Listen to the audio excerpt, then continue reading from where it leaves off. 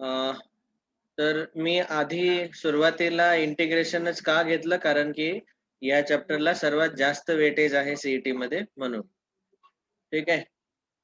आता याच्यामध्ये दोन टाईपचे अप्लिकेशन इथं आपण वापरू शकतो. या डेफिनेट इंटिग्रेशनचे अप्लिकेशन दोन टाईपचे असतात. एक त्याला आपण म्हणतो हॉरिझॉन्टल फंक्शन आणि दुसरं असते व्हर्टिकल फंक्शन. हॉरिझॉन्टल फंक्शन मध्ये आपल्याला y equal to F of X असं फंक्शन दिलेलं आहे आणि व्हर्टिकल फंक्शन मध्ये x is equal to G of y हे फंक्शन दिलेलं असते. ठीक आहे. आणि आपल्याला इथं या चॅप्टर मध्ये दोन पॉइंट डिस्कस करायचे आहेत. Area bounded by curve, axis and given lines. तर इथं आपण हा जो कर्व आहे y equal to F of x हा आपला कर्व आहे, जो की जे फंक्शन घेतलंय आपण हॉरिझॉन्टल फंक्शन, त्याचा ग्राफ जो हा भेटलाय हा कर्व आहे y equal to F of x. Okay. आणि एक्स इक्वल टू ए आणि एक्स इक्वल टू बी ह्या दोन लाईन्स आहेत. तर y equal to F of x हा कर्व आहे, नंतर X equal to A X equal to B ह्या दोन लाईन्स आहेत आणि हा एक्स ऍक्सिस आहे. तर आपल्याला इथं सांगितलेलंच आहे की area bounded by curve, axis and given lines. तर इथं कर्व आहे. पहिले ह्या उतरवायच्या. युवराज ऑडिओ ऑफ करा बेटा.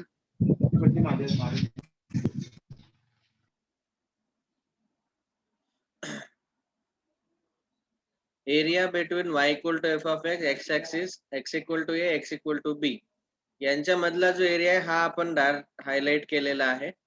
हा जो एरिया दिसतोय तुम्हाला, तर हा एरिया आपण कसा फाइंड करतो, तर तो एरिया आपल्याला भेटतो area is equal to integration A to B F of X D X. F of X च्या जागी आपण y पण टाकू शकतो. y आणि एफ ऑफ एक्स दोन्ही सारखेच आहेत, इक्वल आहेत. Okay. A to B Y D X किंवा A to B F of X D X. Okay. तर हा पहिला फॉर्म्युला आहे. ए टू बी म्हणजे काय, ह्या लाईन आहेत. ही पहिली लाईन जी डावीकडची लाईन आहे आणि उजवीकडची line X equal to B, X equal to A X equal to B त्या असतील आपल्या लोअर लिमिट आणि अप्पर लिमिट. आणि कर्वचं जे इक्वेशन आहे एफ ऑफ एक्स ते असेल आपलं फंक्शन इंटिग्रेशनच्या आतलं फंक्शन आणि D X with respect to X घ्यायचं इंटिग्रेशन. नंतर दुसऱ्या टाईपचा जो कर्व आहे हा आपण ड्रॉ केलाय Y axis X axis, Y equal to C Y equal to D ह्या दोन लाईन आहेत आणि हा कर्व आपण ड्रॉ केलाय ज्याचं इक्वेशन आहे X equal to G of Y.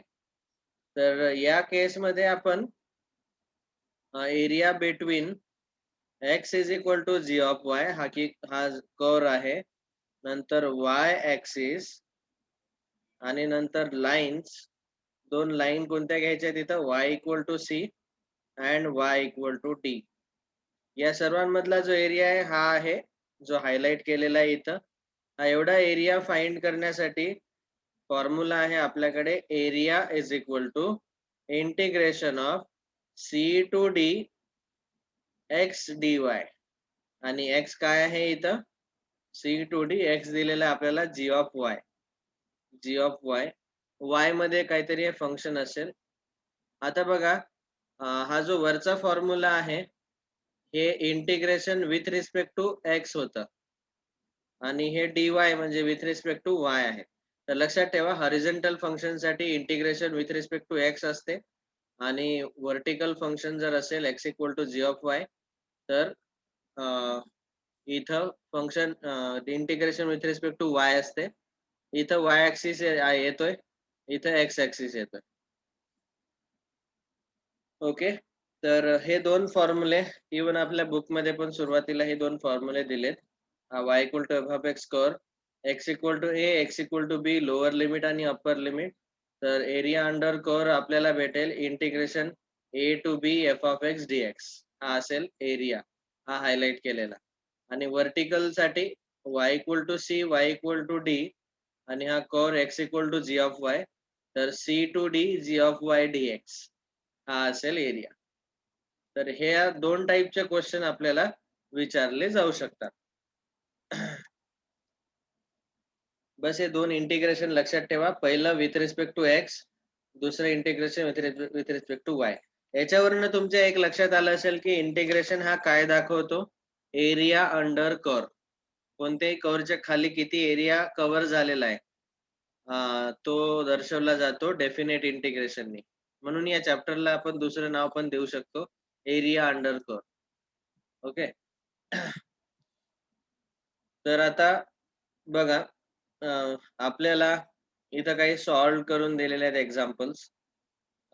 एकदम जो आपण कन्सेप्ट डिस्कस केलाय तोच वापरायचा आहे exactly. Area under curve, horizontal function आणि व्हर्टिकल फंक्शन. जसं फॉर एक्झाम्पल सॉल्ड एक्झाम्पल बघा. Find the area bounded by curve y equal to X square, the y axis and x axis and x equal to 3. बघा आता या कर्वनी आणि x axis, y axis आणि x equal to 3 या लाईननी bound केलेला एरिया. तर वाय ऍक्सिस म्हणजे हा पूर्ण vertical, X axis horizontal, x axis. हा जो कर्व आहे y equal to X square, याच्यासाठी तुम्हाला कर्व कसा दिसतो ग्राफ मध्ये हे प्लॉट करणं आवश्यक आहे. तर सिंपल आहे, तुम्ही एक्सच्या वेगवेगळ्या व्हॅल्यू टाकत चला. Substitute the different values of x. प्रत्येक ठिकाणी y ची व्हॅल्यू भेटेल एक्स स्क्वेअर. 1 चा स्क्वेअर 1, 2 चा स्क्वेअर 4, 3 चा स्क्वेअर 9. अशा पद्धतीने हा y equal to X square parabola भेटतो ऍक्च्युअली. आणि आपल्याला एरिया बिटवीन म्हटलंय y axis, x axis, curve आणि x इक्वल टू 3 ही लाईन. तर हा जो हायलाइट केलेला एरिया आहे, डार्क केलेला एरिया, लाइनिंगनी ड्रॉ केलेला एरिया, हा असेल आपला रिक्वायर्ड एरिया. आणि हा एरिया काढण्यासाठी तुम्ही बघू शकता की या एरियाची सुरुवात झालेली आहे या लाईननी, ज्या लाईनचं इक्वेशन आहे हा वाय ऍक्सिस आहे. वाय ऍक्सिसचं इक्वेशन असते एक्स इज इक्वल टू 0. ठीक आहे. आणि ही जी लाईन आहे इथपर्यंत एंड झालाय, ही आहे एक्स इक्वल टू 3. म्हणजे आता आपण बघू शकतो की इथं आपण पहिली मेथड वापरू शकतो. पहिली मेथड कोणती सांगितली तुम्हाला इथं? हा type 1 horizontal axis, a to b f of x dx. हा फॉर्म्युला आपण वापरणार. तर आता इथं a ची व्हॅल्यू आहे 0 आणि b ची व्हॅल्यू 3, म्हणून 0 to 3 f of x dx. f of x लाच आपण y पण म्हणतो आणि y ची व्हॅल्यू जी आहे ती आहे इथं x स्क्वेअर, म्हणून इथं येईल x स्क्वेअर dx. याचं इंटिग्रेशन घ्या. x क्यूब अपॉन 3, 0 to 3 आहे, अप्पर लिमिट सबस्टिट्यूट करा. 3 क्यूब 27 अपॉन 3 9 आणि लोअर लिमिट 0, 9 मायनस 0 9. हे आन्सर आहे 9 स्क्वेअर युनिट्स. अशा पद्धतीने आपण हा जो कन्सेप्ट आहे हा वापरू शकतो. नंतर हा झाला type 1, type 2 horizontal function, vertical function. आता कधी कधी काय होते की तुम्हाला दोन कर्वच्या मधला एरिया काढावा लागतो, त्याला आपण म्हणतो एरिया बिटवीन टू कर्व्स. तर याला मी नाव देतो टाइप नंबर 3. या तिसऱ्या टाइपच्या क्वेश्चन मध्ये आपण सॉल्व करणार एरिया बिटवीन द कर्व्स.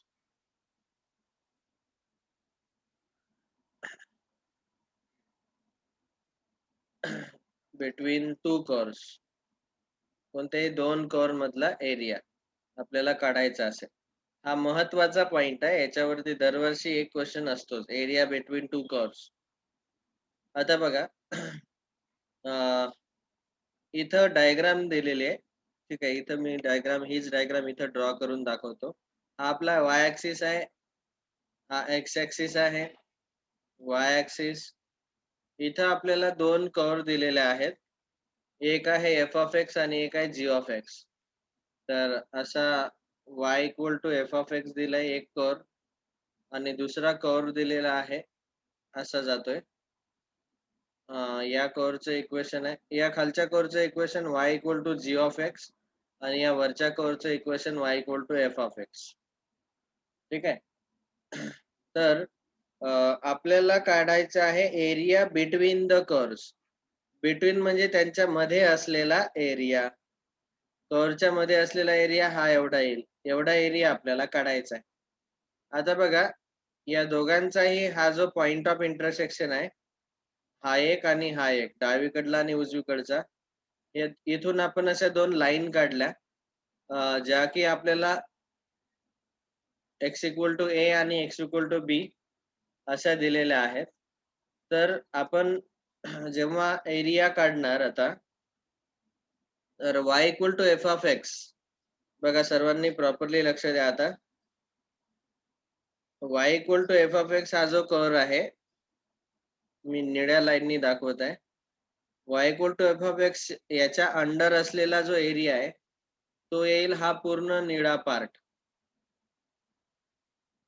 हा पूर्ण एरिया. ठीक आहे. आणि नंतर आहे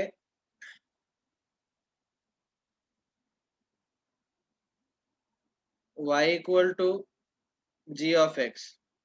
तर जी ऑफ एक्सचा जो फंक्शन आहे त्याच्या अंडरचा एरियल फक्त हा मी येलोनी दाखवलेला. ओके. आपल्याला पाहिजे हा दोन्ही कर्वच्या मधला एरिया. तर मधला एरिया आपण कसा फाइंड करू शकतो?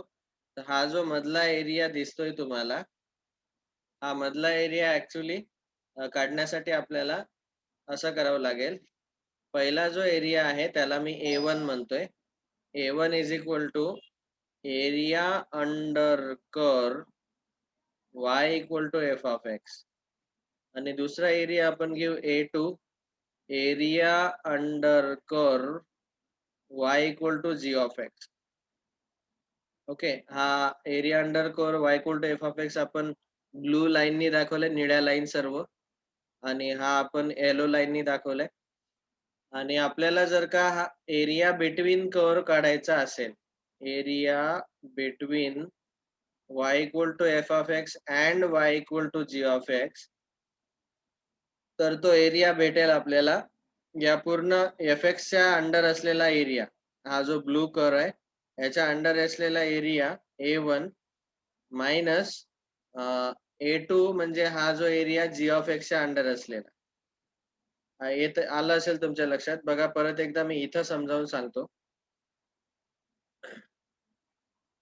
सी, इथं हा जो एफ ऑफ एक्स आहे याच्या अंडर हा पूर्ण एरिया येतो आणि जी ऑफ एक्सच्या अंडर हा खालचा एरिया येतो.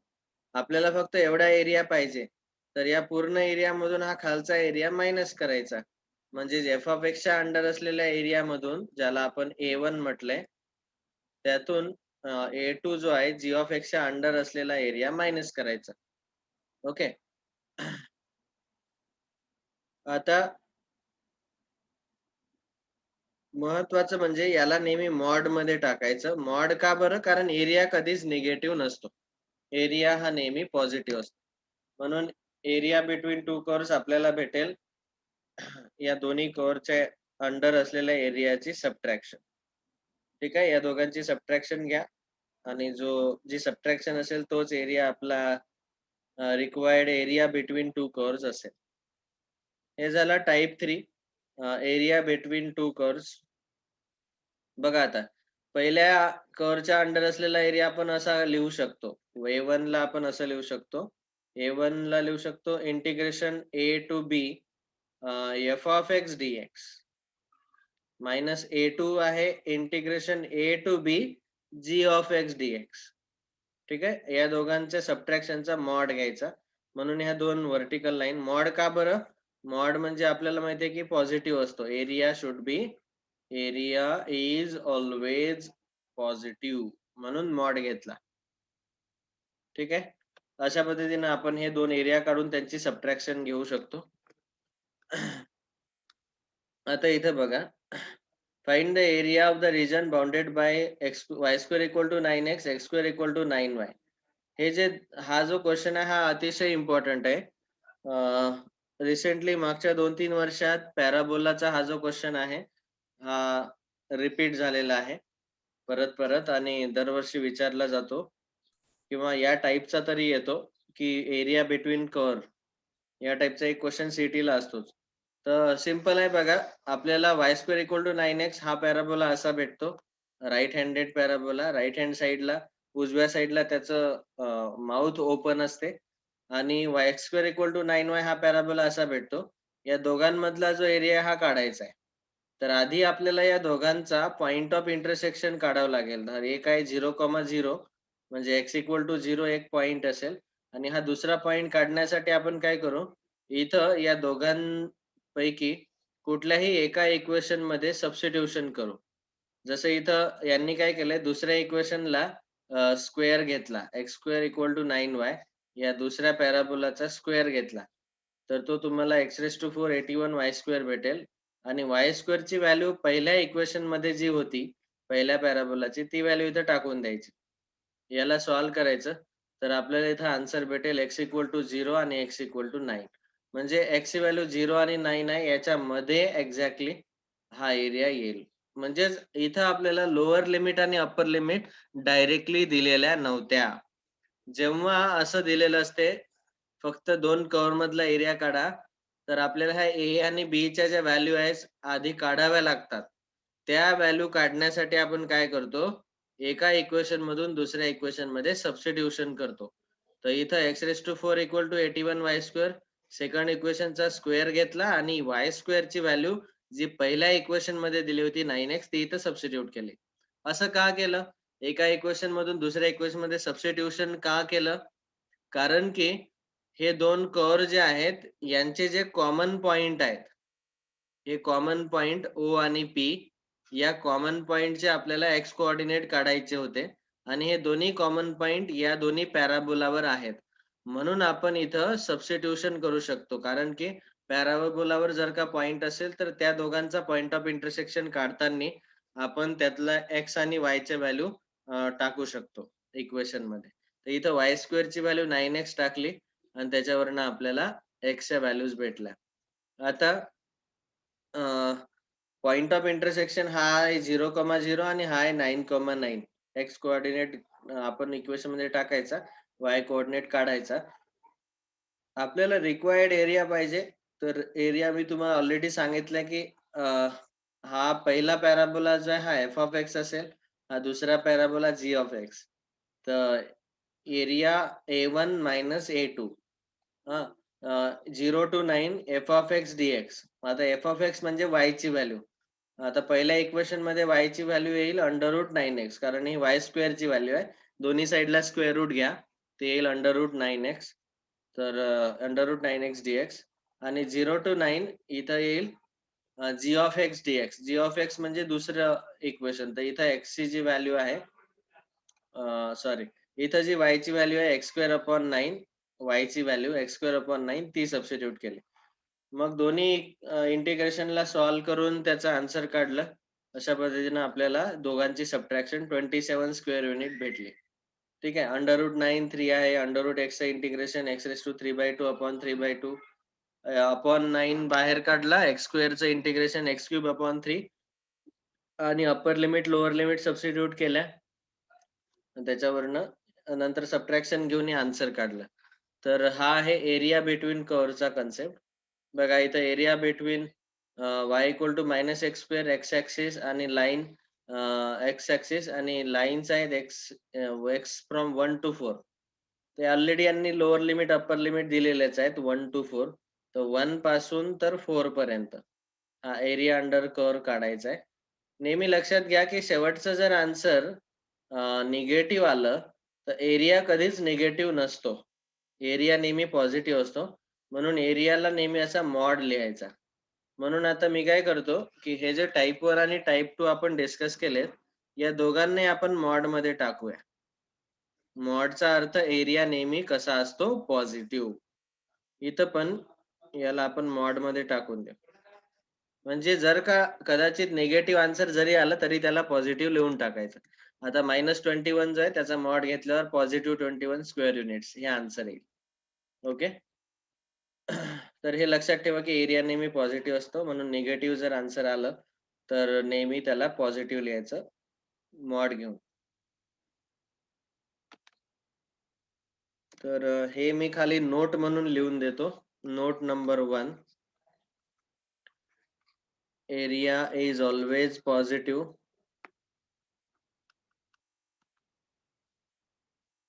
if negative then take mod. Okay, negative असेल तर त्याचा मॉड घ्यायचा, मॉड्युलस म्हणतो आपण त्याला किंवा ऍब्सोल्यूट व्हॅल्यू म्हणतो. मॉड घेतल्यावर आन्सर पॉझिटिव्ह होते. ही पहिली नोट. नंतर दुसरी नोट, समजा जर का आता इथं मागच्या केसमध्ये आपण एरिया घेताना एरियाची सबट्रॅक्शन घ्यावी लागली आपल्याला. हा जो मधला एरिया आहे, हा एरिया काढताना या कर्वच्या अंडरचा एरिया मायनस या दुसऱ्या कर्वच्या अंडरचा एरिया, सबट्रॅक्शन का घ्यावी लागली? कारण इथं हा मधला एरिया जो आहे हा मोठा एरिया मधून हा खालचा जो व्हाईट एरिया आहे हा मायनस करायचा होता, जेणेकरून आपल्याला एरिया बिटवीन कर्व भेटेल. ठीक आहे.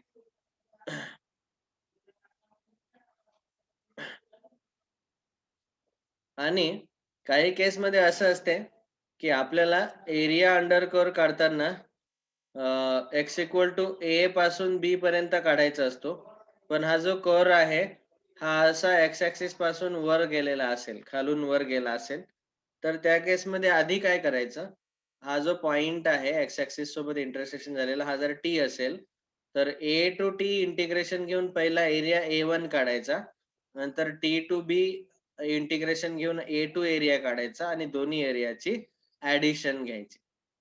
तर हे लक्षात घ्या. तर हे दुसऱ्या नोट मध्ये आपण लिहितोय की area is equal to A1 plus A2 केव्हा घेणार, तर त्याची ही डायग्राम इथं दिलेलीच आहे की अर्धा एरिया खाली आहे एक्स ऍक्सिसच्या A1 आणि उरलेला अर्धा एरिया एक्स ऍक्सिसच्या वर आहे. इथं x equal to a to t आणि टी टू बी. तर पहिला एरियाला आपण लिहू शकतो integration A to t f of x d x plus integration t to B F of x d x. हा जो कर्व आहे हा आहे y equal to F of x. ठीक आहे. अशा पद्धतीने इथं एरियाची ऍडिशन घ्यावी लागेल.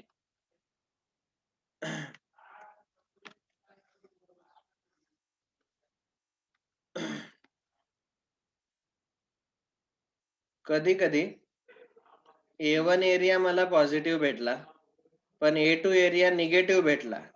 लक्षात घ्या, एरिया कधी निगेटिव्ह नसतोच, म्हणून जे काही निगेटिव्ह आन्सर आलं त्याचा नेहमी काय घ्यायचं, मॉड. जसं यांनी A2 चा इथं मॉड घेतलाय आणि मग फायनल आन्सर येईल 2 + 2 4 युनिट. नाहीतर कोणी कोणी म्हणेल अरे 2 आणि -2 कॅन्सल करा, आन्सर येईल 0. हा, आणि इथं तर एरिया दिसत आहे आपल्याला, 0 एरिया नाही आहे, A1 + A2 काहीतरी एरिया येईल. तर लक्षात घ्या की एरिया कधीच निगेटिव्ह घ्यायचा नाही, नेहमी त्याची पॉझिटिव्ह व्हॅल्यू घ्यायची आणि मग ऍडिशन किंवा सबट्रॅक्शन. जर का आपल्याला एरिया बिटवीन कर्व विचारला असेल तर सबट्रॅक्शन घ्यायची दोन्ही एरियाची, आणि जर का अशी डायग्राम असेल तर आपल्याला ऍडिशन घ्यावी लागेल दोन्ही एरियाची. ओके.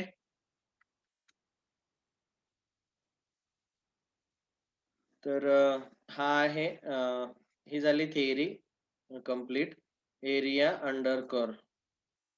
आता काही शॉर्टकट सांगतो यातले. शॉर्टकट नंबर 1, कधी कधी आपल्याला असं म्हटलं जाते की एक एलिप्स दिलाय आपल्याला. एलिप्स जनरली एक तर असा असतो हॉरिझॉन्टल एलिप्स, किंवा दुसरा एलिप्स जो असते, हे दोन्ही स्टँडर्ड एलिप्स आहेत, किंवा दुसरा एलिप्स असेल असा व्हर्टिकल. याचं इक्वेशन येते x² + a² + y² + b² = 1. आणि इथं लक्षात घ्या हॉरिझॉन्टल एलिप्स मध्ये a² हा b² पेक्षा मोठा असतो, आणि व्हर्टिकल एलिप्सचं इक्वेशन येते x² a². इक्वेशन बदललेलं नाही, फक्त इथं b² मोठा असेल a² पेक्षा. इथं a² ग्रेटर होता, इथं b² ग्रेटर राहील. आणि आपल्याला असं विचारलं की या एलिप्सचा एरिया काढा किंवा या एलिप्सचा एरिया काढा, तर स्ट्रेट एक शॉर्टकट लक्षात घ्या, area of ellipse x² / a² + y² / b² = 1 is equal to, बघा आपल्याला तुम्हाला आठवत असेल की कुठल्याही सर्कलचा जर एरिया काढायचा असेल तर सर्कलचा एरिया असतो पाय आर स्क्वेअर. ओके. आता सर्कल मध्ये ऑल थ्रू आउट रेडियस जी आहे ती आर आर आर सारखीच असते. रेडियस सारखी असते. R r r r. पण इलिप्स मध्ये काय होते की हे जे एवढं अंतर आहे, हा ओरिजिन 0,0 घेतला, एक्स ऍक्सिस वाय ऍक्सिस, एवढं अंतर जे आहे पॉइंट ए पासून ए डॅश पर्यंत, हे टोटल अंतर 2a आहे. त्यापैकी ए चे कोऑर्डिनेट्स येतील -a,0 आणि a डॅश चे कोऑर्डिनेट येतील a,0. आणि इथं बी आणि बी डॅश जर घेतला तर बी चे कोऑर्डिनेट्स येतील 0,b आणि इथं येतील 0,-b.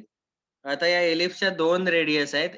एक हॉरिझॉन्टल रेडियस स्मॉल a आणि दुसरी व्हर्टिकल रेडियस स्मॉल b. हे अंतर आहे स्मॉल a आणि हे अंतर आहे स्मॉल b. आणि सर्कलचा एरिया असतो पाय आर स्क्वेअर. तर इथं पण असा आन्सर येईल पाय इंटू पहिली रेडियस हॉरिझॉन्टल इंटू दुसरी रेडियस व्हर्टिकल. ऍक्च्युली हा फॉर्म्युला पाय आर स्क्वेअर सारखाच आहे, पाय आर इंटू आर. पण इथं इलिप्सला दोन प्रकारच्या रेडियस आपण घेतल्या, एक हॉरिझॉन्टल रेडियस आणि एक व्हर्टिकल रेडियस. तर हा डायरेक्ट फॉर्म्युला आता लक्षात ठेवा, पाय ए बी स्क्वेअर युनिट्स. हा पहिला शॉर्टकट आहे की जर का कोणत्याही इलिप्सच्या अंडरचा एरिया किंवा इलिप्सचा एरिया काढायला सांगितला, इलिप्सचा एरिया, तर तो येईल पाय इंटू ए बी. पाय आर स्क्वेअर सारखाच आहे, फक्त इथे एक हॉरिझॉन्टल रेडियस येईल, एक व्हर्टिकल रेडियस येईल ए बी. ठीक आहे. यांनी इथं याला सॉल्व्ह करून दाखवलंय आणि शेवटचा आन्सर बघा पाय ए बी आलाय. म्हणून आता आपण इथून पुढे लक्षातच ठेवायचं स्ट्रेट पाय ए बी इलिप्सचा area. Find the area of ellipse x square upon a square plus y square upon b square equal to 1. आता कधी कधी एक्झाम मध्ये तुम्हाला इथे इक्वेशन दिलं असेल, तिथनं आधी ए आणि बी च्या व्हॅल्यू काढायच्या आणि इथं फॉर्म्युल्यामध्ये टाकायच्या, तिथनं तुम्हाला एरिया भेटून जाईल. ओके. कधी कधी असाही प्रश्न विचारतात की area of ellipse in first quadrant, फक्त पहिल्याच क्वाड्रंट मध्ये एरिया काढा. तर तुम्ही या डायग्राम कडे बघा पुस्तकातल्या. हा एवढा जो एरिया आहे हा आहे फर्स्ट क्वाड्रंट मधला एरिया. आता एवढाच एरिया हा सेकंड क्वाड्रंट मधलाही असतो, एवढाच थर्ड मधला असतो, एवढाच फोर्थ क्वाड्रंट मधलाही असतो. तर काय होतं ऍक्च्युली इलिप्सचा टोटल एरिया जो आहे हे चारही क्वाड्रंट मधले चार एरिया ऍड झालेले आहेत आणि चारही सारखे सारखे एरिया आहेत. म्हणून एका कुठल्याही क्वाड्रंट मधला जर एरिया मला काढायचा असेल तर जो पूर्ण इलिप्सचा एरिया आहे पाय ए बी त्याला डिवायडेड बाय 4 करायचं. ओके. डिवायडेड बाय 4 केल्यामुळे काय होईल, आपल्याला हा जो छोटा पार्ट आहे एवढा एरिया भेटून जाईल. तो मग फर्स्ट क्वाड्रंट मध्ये असो की सेकंड मध्ये असो का थर्ड मध्ये असो का फोर्थ क्वाड्रंट मध्ये असो, तेवढा एरिया जो आहे त्या त्या क्वाड्रंट मधला तो 1/4 येईल पाय ए बी अपॉन 4. ठीक आहे, कारण त्या चौघांची ऍडिशन मिळून इलिप्सचा एरिया बनलेला आहे. हा दुसरा शॉर्टकट. जर का आपल्याला विचारताना शब्द असे वापरले की find the area of ellipse in first quadrant, in second quadrant, in third quadrant, तर इलिप्सच्या एरियाला डिवाइड बाय 4 करायचं. ठीक आहे. हा एक शॉर्टकट सांगितलाय मी तुम्हाला. आता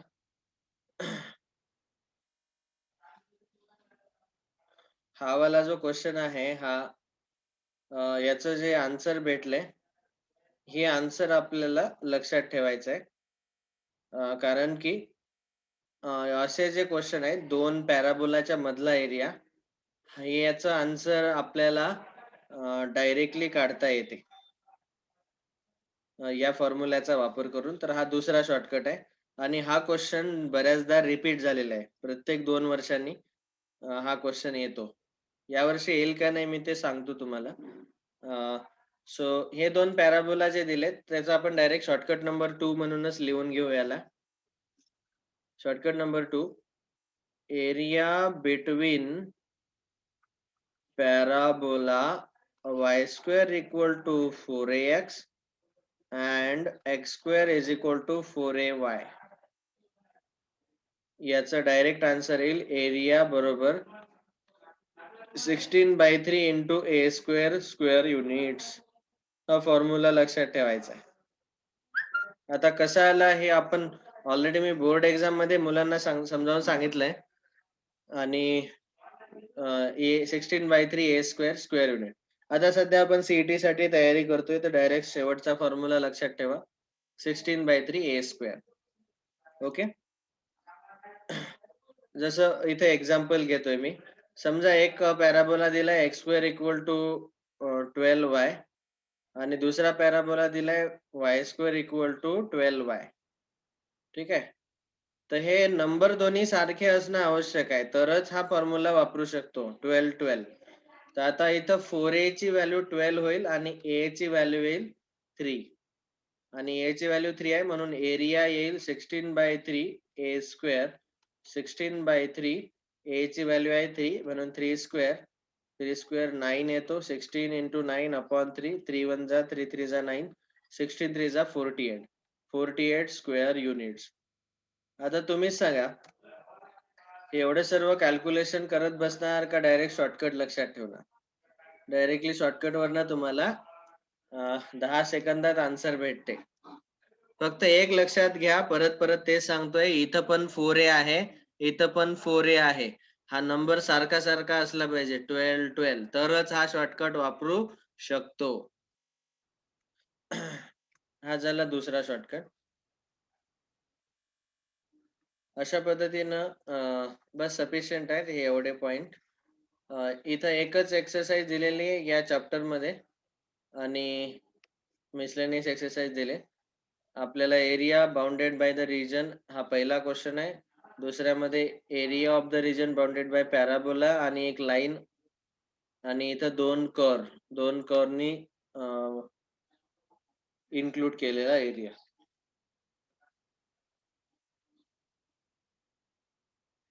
तर याच्यामध्ये आपण आता हे ऑब्जेक्टिव्ह क्वेश्चन सॉल्व्ह करू जे बुक मध्ये दिलेत.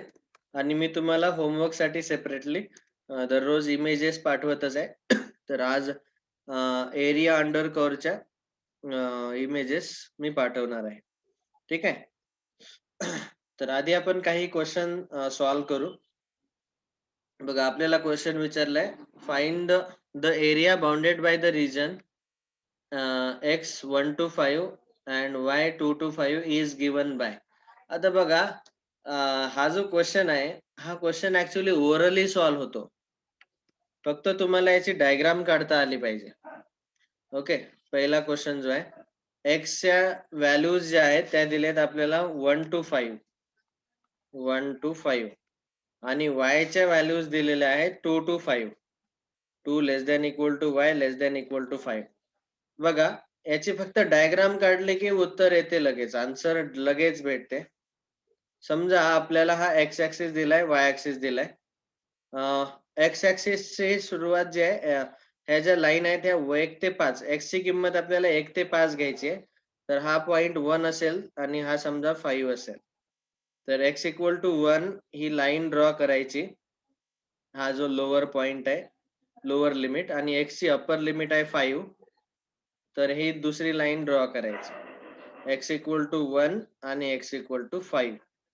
नंतर y = 2 आणि y = 5. समजा हा y = 2 असेल आणि हा y = 5 असेल. तर ही लाईन ड्रॉ करायच्या दोन्ही. ही असेल y = 5 आणि लोअर लिमिट y = 2. यांच्या मधला एरिया काढायचा आहे. तर हा एरिया येईल रेक्टँगल. रेक्टँगलचा एरिया किती असतो? Length into breadth. आता तुम्हीच सांगा, या रेक्टँगलची लेंथ किती येईल आणि ब्रेड्थ किती येईल? तर लेंथ बघा 1 ते 5 आहे. तर 1 to 5, तर लेंथ किती येईल? लांबी 4. या दोघांची सबट्रॅक्शन घ्यायची. आणि इथं 2 ते 5 आहे y. तर ब्रेड्थ म्हणजे रुंदी किती येईल? 3. बस, area = length into breadth. Length भेटली 4, ब्रेड्थ भेटले 3. 4 3 जा 12 स्क्वेअर युनिट. बस हे डायग्राम जर ड्रॉ करता आली तर तुम्हाला एरिया पटकन भेटतो. So 12 square unit, option A is correct. Okay. आता बाकीचे सर्व क्वेश्चन जे आहेत हे आपल्याला आपल्या मेथडने सॉल्व्ह करायचे, इंटिग्रेशन वापरून. तर बाकीचे सर्व मी होमवर्क देतोय. हे आधी कमीत कमी आपल्याला जे 20 क्वेश्चन दिलेत बुक मध्ये ते आधी सॉल्व करा सर्वांनी. एवढंच आजचं होमवर्क. बस हे 20च क्वेश्चन सॉल्व करा. सफिशियंट प्रॅक्टिस होईल तुमची. ओके. यापैकी हा एक शॉर्टकटच आहे. 16 a square upon 3. Okay. Direct एरियाचा फॉर्म्युला आपण लक्षात ठेवलाय. नंतर इलिप्सच्या अंडरचा एरिया आणि लाईन दिलेली असेल तर हा एक शॉर्टकट तुम्हाला लक्षात ठेवायचा आहे. तर याच्यामध्ये इलिप्स दिलाय आणि लाईन दिलेली आहे. तर अशा प्रकारचा इलिप्स आणि लाईन असेल तर त्यांच्या मधला एरिया किती येतो हे आधी तुम्ही कॅल्क्युलेट करून बघा आणि जे ऑप्शन येईल त्याला ऍज अ शॉर्टकट म्हणून इथं शॉर्टकट मध्ये ऍड करा. त्याला लिहा शॉर्टकट नंबर 3. ठीक आहे. शॉर्टकट नंबर 3 काय असेल? Area between ellipse x square upon a square plus y square upon b square equal to 1 and line x upon a plus y upon b equal to 1. यांच्यामधला area किती येतो ते आधी काढा. बघू कोण काढू शकते तर. हा 14वा क्वेश्चन होमवर्क. पूर्ण 20 चे 20 क्वेश्चन आजचं होमवर्क आहे. Thank you very much. सॉल्व करून बघा. डाऊट असले तर विचारा. उद्या आपण चर्चा करू डाऊट. इंटिग्रेशनच आहे. फक्त तुम्हाला लिमिट समजल्या पाहिजे ए टू बी कशा घ्यायच्या. आजचा टाइम संपलाय. आपण उद्या चर्चा करू जर काही डाऊट असतील तर. कालच्या प्रश्नामध्ये कुणाला काही डाऊट आहे का? काल मी इंटिग्रेशनचे डेफिनेट इंटिग्रेशनचे प्रीवियस इयरचे क्वेश्चन पाठवले. मला वाटते किती 10-11 क्वेश्चन होते जे मागच्या एक्झाम्स मध्ये आलेले. कुणाला काही डाऊट आहे का? एक मिनिट मला अटेंडन्स घेऊ द्या. ओके. ठीक आहे. डाऊट नसेल तर आपण इथं थांबू आज. Thank you very much. बाय. हे सर्व नोट्स तुम्ही लिहून घेत आहे ना? लिहून नसतील घेतल्या तर मी हे स्क्रीनशॉट याचे स्क्रीनशॉट घेऊन ठेवा. हा पहिली स्लाइड टाइप 1 टाइप 2. ही दुसरी slide area between two curves. तिसरी स्लाइड 2 नोट लिहिल्या आपण आणि नंतर खाली आपण एक शॉर्टकट लिहिला आणि शॉर्टकट नंबर 2 आणि 3. तिसरा शॉर्टकट तुम्हाला उत्तर जे भेटेल ते इथं लिहायचंय. हे लिहून ठेवा नोटबुक मध्ये. सर्व शॉर्टकट रिव्हिजन करताना सोपं पडते हे लिहून ठेवलेलं असेल तर. Okay. Thank you. Bye. Homework solve करा. मला इमेजेस व्हॉट्सअप वर पाठवा. माझा नंबर तुम्हाला माहिती असेल. नसेल माहिती तर लिहून घ्या. 777-597-2522. हे 20